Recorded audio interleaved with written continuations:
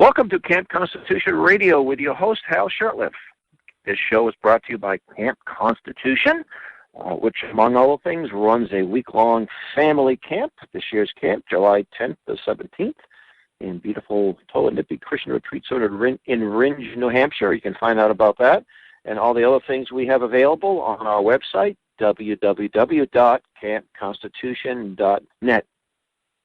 This show is heard on WBCQ The Planet every Monday night at 7:30 p.m. Eastern Standard Time, broadcast out of the beautiful Monticello, Maine in Aroostook County.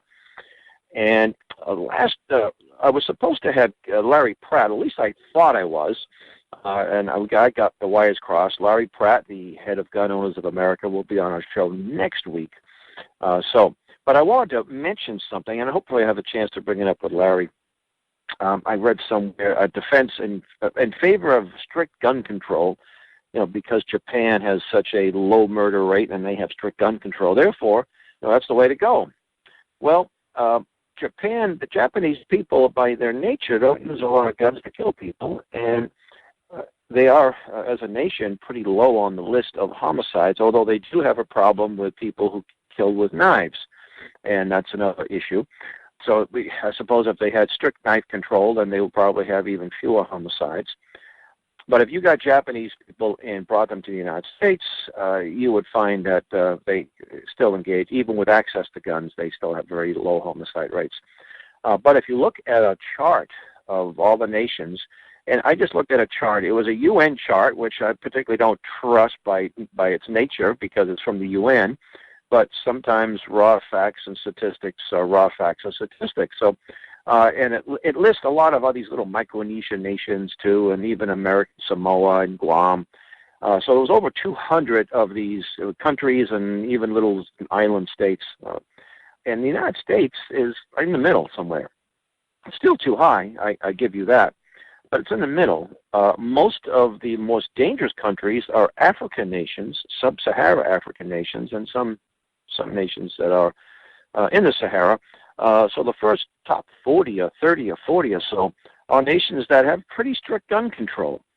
So it kind of begs the question, that maybe putting Japan in the mix isn't the right, because you can look at Switzerland, where everybody is armed, or at least most people are armed, and they too have a very low gun rate. But one of the things I'd like to ask Larry about, and I don't know if this has ever been done, but let's look at the United States. 50 states, I don't know, a couple of million square miles, and I know that there are a lot of states that have very, very low a very low homicide rate and a very low murder rate. I mean, a homicide could be an act of passion as opposed to a homicide in the commission of a crime. A murder's murder, but there is a difference. Anyway, but actually they even add suicide. They even put suicides on these homicide lists too. So, and a suicide is a tragedy, but it's a little different than being robbed and shot while you're out and about doing your business.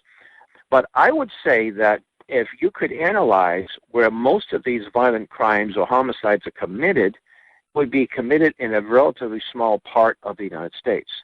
And let's face it, most of the major crimes and homicides are not committed in rural America. That's why you see very low homicide rates in states like Vermont, Maine, especially northern Maine, where everybody has a gun, rifle. It's part of the culture. Idaho, Montana, the North and South Dakota, Alaska, and so forth and so on. But you see high crime and high homicide rates in major cities, Detroit, Chicago, Los Angeles, New York, etc., Baltimore. And most of these crimes, unfortunately, are being committed in the inner cities. And in fact, this is where the right to keep and bear arms is even more important, where there are more bad guys killing good people. And this would be to do that. I'm not suggesting that we just disarm people in urban areas and poor neighborhoods. No, just the opposite is the case. But it does indicate it's something that I'd like to see done, and maybe it has been done. Some people might be reluctant to do it because it's not politically correct. They don't want you to think that there are any crimes. And overall, crime has gone down in the United States in the last 10 years, and I don't think it has anything to do with the Obama administration. It's kind of interesting what exactly is involved. Why is this happening? And I'm sure there are many, many different opinions about it. Could be that some of the bad guys are in jail. A lot of them are in jail. Some of them are killing themselves off. But I just look at our decaying culture and our decaying morality, and I'm surprised that the crime rate is going down. I'm glad to see it go down. I would like to think that there's religious revivals going on in certain places, and that's sort of people's hearts have turned, and therefore they're less reluctant to commit crimes or not committing crimes. I wish that that's a factor. I know that's a factor overall, but I don't know if it's a factor in the last 10 years. And maybe there is some evidence to demonstrate that. So anyway, so I'm looking forward to have Larry on next week. And there's a lot of things to talk about. It's a little half-hour show, and I usually like to have a guest there. And sometimes I can line one up, sometimes I can't. But I'm thinking, what am I going to talk about? There's so much to talk about. So many issues are important. There was something happened in North Carolina. I didn't even get the gist of it. Heard it on today's news, and they did something that's politically incorrect. And cities like Boston have decided not to send any. You can't do business in Boston. Won't do business in North Dakota or North Carolina because of this. And I'm thinking, Boston, I would say that the cities and states around the country should be looking at Boston and maybe banning Boston. Look at Boston with its miserable public school system, its membership in a UN entity. Well, it used to be part of ICLEI. It's not there anymore, but it's part of some type of UN Pro Agenda 21 city, something like Cool Cities or whatever it is, Agenda 2030, and its partnership with the Rockefeller Foundation, and it's a sanctuary city. All these kinds of things should get legislators around the country to say, hey, we're not going to do business with you guys in Boston. Who the heck is the mayor of Boston and the city council? Where is their moral imperative? You know, you got a miserable school system. You know, the only thing that's keeping you afloat is the medical technology. You don't manufacture anything. And I live in Boston, and I love the city, or love what it could be or what it should be, and I love the history.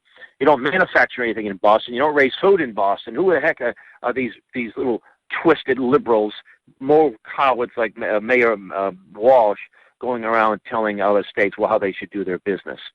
So, you know, the old biblical adage: take the log out of your own eye before you take the speck out of your brother's eye. But it's all this political correctness. You know, the people, when Arizona passed a law to enforce the immigration issue that's been causing all kinds of disruption. They have an obligation to protect their citizens since the federal government won't do it. Oh yes, Boston jumps on the band. Well, we're not gonna go on vacations and junkets in Arizona because of this. Yeah, you frauds. You allow illegal aliens to come in. They rape and murder your citizens, and you have the audacity to tell Arizona that you're not going to go there. You're not going to do business with them because they're trying to save their citizens. I'd love to see these city councils in the Arizona border and just put them there for a couple of months and see if they would change it. But probably not. You know, most of these people, I would say, are self-loathing folks with death wishes. And they're, you know, socialism is really it's a national death wish. So anyway, it's kind of tiring to see that. And while I'm not a Trump supporter, I see these rent-a-mobs that are going after Trump supporters. And, you know, they're talking about diversity and we love everybody and we have what's best for America and hope and change. Yet they send their little goons, they pay them $15 an hour, and they go out and assault people. And some of the folks are hitting back. And, you know, you hate to see violence, but, you know, if I'm at an event with my family, whether, you know, and I don't go to Trump rallies, but if I was in an event like that and I felt threatened, yeah, you hit back. You have a right to defend yourself. And even take preemptive, you know, if you see these people organized against you, you got to take some action. And I suggest you don't have to take legal action. It's called conspiracy, by the way, when people plan to disrupt something. It's called conspiracy to commit violence or crime. And even though these people will deny the notion of an idea of conspiracy, it is a crime to plan to do something that's illegal. Now, well, camp is coming up in just a short time, 2 months away, and we are going to be having a table at the Mass Hope Homeschool Show. And I'd like to talk a little bit about the homeschool movement, if I could. And maybe it'll be you get a few folks from that, people who are doing homeschool activities full time, as in maybe homeschool organizations like Mass Hope. Maybe I get one of the folks that are involved in that. Mass Hope is a Christian-based homeschool group, and the homeschool movement really got started. Well, there's always been homeschoolers, since the nation began. In fact, many of our founding fathers and mothers were homeschooled. They had opportunities to go to school, but most of the education happened in the home. And over the years, in 1840s, we discussed this issue before. Horace Mann led the fight for compulsory education laws, and within 20 or 30, maybe 40 years, all the states had laws that made it illegal not to put your children in school, and they set hours and how many days, and of course they always add to that as time went on. And of course that hasn't helped our academics. They thought that was the panacea that was going to save the world, and the Unitarians led the fight.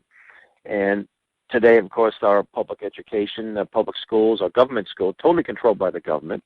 They are really, my late friend Sam Blumenfeld called them Unitarian prep schools. He said they are dangerous spiritually and physically to every child. You will be dumbed down. If you have conservative Christian values, they will be under attack from kindergarten on. And that's not some type of that's a true story. And 20 years ago, when we said things like this, people poo-pooed it, and now it's people are not poo-pooing it so much anymore. So many parents around the country have opted to take their children out and educate them themselves. And there are so many. It's such an incredible world of homeschooling. I brought my friend Dr. Kishore to the Maine homeschoolers event that took place in mid to late March. It was a 3-day event, 2.5 days. And he's never been to one, and he was just he couldn't believe what he saw. He saw these families, these nice young people. They were polite. They were excited about learning things. And vendors, when it comes to homeschooling, it isn't a question of, it's a question of where do you begin and what curriculum, because there's so many things out there. And some parents use a certain curriculum, like a Becca, for example. They may just use that. And a Becca, it's Pensacola Christian School. It's their program. K to 12. They have videos that are fully accredited. They have, you could just use their math, use their science. You can use the whole program. It's a little bit. We do use some of Becca. We've done over the years. We've done the videos. The videos, I think, are a little bit too long because it's sort of a classroom just being videotaped. And I think you have a lot of things in the classroom that you could be cut out, as far as that. And some people like that, the classroom experience. You're watching it on a video, and there's a lot of live remotes that homeschool classes. The Freedom Project Education, FPE.edu. That's led by my good friend Duke Pesta. They have a K to 12 classical education where you actually learn Latin and Greek if you so choose, and logic. Can you believe that? Can you believe teaching logic today? What an incredible concept. And what is logic but right thinking? There's very little bit of that. Very little of that going on in this country. And my daughter, who's now in college, one of my daughters, she took the logic course, and she's asking me for help. I say, you're coming to the wrong person. But I was able to learn a little bit. And it's interesting, too, there's some of these Latin phrases. It's interesting that I don't know what this thing is called, but I know it's a fraud. And this just helps you understand that and be able to defend and articulate your important messages. So FPE.edu is something that I recommend in a Becca. Bob Jones University has been around a long time. They've got some things that, but I'm a little concerned because they're involving themselves with Common Core. So you have to be careful. Make sure that whatever curriculum you use, that it's not Common Core compliant, and ask them if you're using Common Core. And if you are, you shouldn't be using it. Maybe you can use the textbooks prior to these groups adopting Common Core. And I also look at the country is a classroom. And when you homeschool, you don't necessarily have to spend 8 hours indoors. You can wherever you live. I mean, you may not live in Boston where you have all kinds of rich history in New England, but there's all kinds of learning opportunities out there.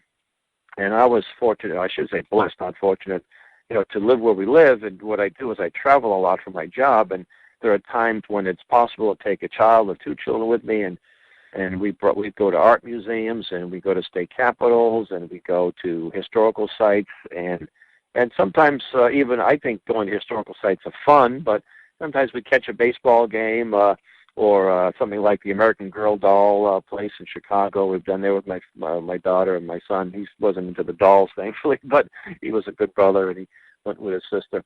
So there's just so many rich things out there. And there are homeschool groups, and people say, well, I don't have a teaching degree. How do I know? Well, you don't need a teaching degree. And there are a lot of the local organizations, there's homeschool networks. Just go on Facebook and put down homeschool and see what comes up. There may be a homeschool network group right in your county or your city or your town. And, for example, you've got a group of homeschoolers, and maybe one of the parents in this group is a math teacher or a history teacher, or one of the homeschool groups we're involved in, one of the parents owned an optical lab. So we went to a homeschool field trip to learn about making eyeglasses. And then you had another the fellow who was he was a teacher in a public school, I think, or private school, but he had science. And once a week or a couple of times a month, there'd be nice little science classes he would give, and they'd do science projects. So it's just such an incredible, rich thing, and I would encourage people. I would just encourage it. I would say you should get your children out of those government schools as soon as you can. And yeah, you may have to you're going to make some choices. You may not be able to work the two jobs. Maybe one parent has to stay home. But what's more important? What's more important? Your children's. You want what's best for your children. You probably feed them good food. You make sure they have the quality clothing and good shoes, and you keep them warm, and you want what's best. But then you put them in a public school. So there is a sacrifice, but in the long run, even in the short run, it's worth it. People always compliment me and my wife when they see our children, and our children aren't perfect. And they say, yeah, it's been a few days. I don't try to get them to fold their laundry or clean their room, but they're just well-adjusted children, and they're going to be leaders. They're already showing that. Two of them are already adults. Three of them are adults, and two of them we homeschooled, and they're leaders. And I'm very proud of them. And I think that the fact that they were reared in a homeschool environment as opposed to a public school environment has a lot to do with that. And they'll say, well, my child, will be a leader in public schools. Well, maybe, but why risk it? Why risk? And this is the issue. In fact, I can relate a story. I had a friend of mine. We used to go to church together. He's moved to I think Arizona, married and has children now. But back when he was a young single man, he thought that it was important that Christians are in public schools, Christian children. And I said to him, well, I agree that Christian teachers should have an influence there. I said, but Christian children, they're very impressionable. And then he made a case. He cited an article he read in one of the Christian magazines why it was important. And I said to him, let me ask you a question here. Sunday morning on the way to church, you drop your son or daughter off at the Unitarian Sunday school class. I said, would it be right for me to question your Christianity by doing something like that? He said, absolutely. I says, why? Because, the Unitarians they're not Trinitarians. They don't teach the theology that he agrees with, and he has an admonition to raise his children, God-fearing children, and the fear of the Lord is the beginning of wisdom, and they're not going to get that in Unitarian Sunday school. In fact, it's the opposite. They don't believe that Jesus is divine. They don't believe in the Trinity. They promote homosexuality and abortion and socialism and evolution. So I said, so why would you bring your child to a Unitarian school 5 days a week? And I think it kind of made a difference. I think he thought about that for a few minutes. Okay. But you see, there's a culture. We have this culture that revolves around the school calendar.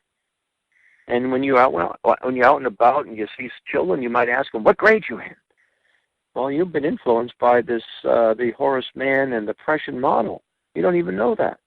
What grade you in? Like, everything is a grade. If you're a certain age, you must be in a certain grade. You know, it's interesting, too. There are 10-year-olds that can do high school math. But if you're a 10-year-old, you're not going to do that. You're not. In fact, with Common Core, you're not even going to be going. You can't excel. That's the whole idea of being common. Everything's common, so you can't excel. I knew a young man that graduated from high school. I think he was in a private school. He was in a Catholic school, and he graduated from college the same day. He got an associate's degree, so while he was doing his high school work, he was going to take college courses at night, and he was able to graduate. Now, you can't do that with Common Core. You can't do that in a public school environment that doesn't encourage excellence. So, and again, lots of resources out there. Just go online and put on homeschool and put down your state. You know, Homeschoolers of Maine, for example. If you're in Maine, and Mass Hope in Massachusetts, New Hampshire has a couple of homeschool groups, Rhode Island, Connecticut, California, and there's homeschool shows. This is the homeschool show season, usually March, April, May, early June. And when they're not having conventions, they're having textbook sales where you can get used curriculum at, pennies to the dollar. In fact, if we get a lot of used curriculum where you have to erase the stuff in pencil, and we do a lot of that. But that's what we have to do to economize. And you also get to network with people too, and it's like-minded people you're meeting who homeschool and who can encourage you and what have you. I know when we were homeschooling, when we started doing it, back in the mid-'90s, late '90s anyway, we would every so often, we're doing the right thing. And what I would do is I would listen to a Sam Blumenfeld presentation, and I would say, what was I ever thinking? Why would I ever think anything else? So, and like I say, so many great resources. In fact, we have some great resources right on campconstitution.net. If you go to that website, you will see, we'll say Sam Blumenfeld Archives. If you click on that, and you will see the Sam Blumenfeld Alpha Phonics. You click on that, and you can actually teach people how to read using the phonetic method with the Alpha Phonics, a PDF version of Sam Blumenfeld's Alpha Phonics, which I think has 128 lessons, and they're all short lessons. You do the basic, the vowel sounds, and within about 3 or 4 lessons, you're reading small sentences, and then the consonants, and then the blends, and then you're reading more complex sentences by the time the 128 lessons are over. You have the PDF, and also either video or audio, whichever you prefer, of Sam Blumenfeld going through each lesson. And Sam has a beautiful speaking voice, and it's just a delightful thing. You can teach arithmetic that Sam uses, and handwriting, penmanship. Sam was very funny about, today you see people, they don't even know how to hold a pen or a pencil. He said they use the stab, and he always suggested cursive first. So you can actually go to our website if you're a homeschooler or thinking about it, and you can do a lot. You can teach a lot just by our website, and it's all free. Although we're not adverse to taking donations. With about the 6 minutes we have left, I want to talk a little bit about what we're doing. This show is pre-recorded. It airs Monday night. I'm taping it the day before. But we're getting ready. A friend of mine, Dr. Kishore, who's been on this show before. Dr. Kishore is the addiction specialist who was his model, his Massachusetts model, was used around the world very successfully. It took them 10 years to perfect this model of treating addicts, mostly drug addicts, but not exclusively drug addicts, alcoholic as well. And he said by using non-narcotics to treat the symptoms, and then, of course, it's not just sobering you up and detoxifying you, but also the social networks that are important and the psychological aspects of it. And he had a success rate, and as a result of that, Bain Corporation offered him $60 million in 2010 to buy his business, and I don't think they really cared about the clinics and the hard assets. I think it was the model that they wanted to buy and put on a shelf because it was like it's an internal combustion engine that might get 1,000 miles to a gallon. You don't want to put that on the shelf. You don't want to put that out there. You can't make any money. These other models that are making millions and billions of dollars for these people are not being very effective helping addicts, but it's making the people in the industry tons of money. It's hard to believe that people would do something like that, but I think that's the case here. So Dr. Kishore was put out of business in 2011 after 4 years of legal battles. He ended up plea bargaining and 80 felony charges. You think if this guy had 80 felony charges, he was probably the most dangerous man in America. He and Whitey Bulger would be sharing the same cell. Well, he decided to, reduce it to one charge, and he pled guilty, and he spent six months in prison. And he should have only spent 17 days, and then put in a halfway house environment. But anyway, he's been following Governor LePage, and his issue, of course, Maine and most of the Northeast is having a terrible problem with addiction. And Maine is one of the states that is really suffering. But LePage is not a big supporter of methadone and Suboxone treatments. So I was able to, not that I'm a confidant of the governor by any stretch, but I just simply went to the lady who's sort of the so-called gatekeeper and was able to introduce Dr. Kishore to her while we were at a press conference at the State House on the subject of common cold with pest. I put the two together, and they hit it off pretty well. And so by the time you're hearing the show, we'll be heading back. We'll probably be en route back to Boston, and hopefully that Maine, with the governor's help, would seriously look into this Massachusetts model. They can call it the Maine model, as Dr. Kishore said. So please put the prayers out there if you're listening to the show, and pray that other people, other leaders around the country, will put aside their differences and their bigotry and their fear of the medical mafia, and think more of the people who are having this terrible addiction. It's not just one person. When it comes to someone, one person becomes addicted, it affects the family, it affects the friends, affects working relationships. So one addict influences lots and lots of people. And one of the reasons why people can't, our country's a mess, is because we have so many of these social issues. So we can't get our acts together. How can we have a strong liberty movement when so many people we get so many issues like this with drug addiction? 10% of the population is what I'm hearing that are addicted. So anyway, we just got another couple of minutes left. So let me just talk to you. And by the way, Dr. Kishore, I've had a guest on. He's been a guest on the show before.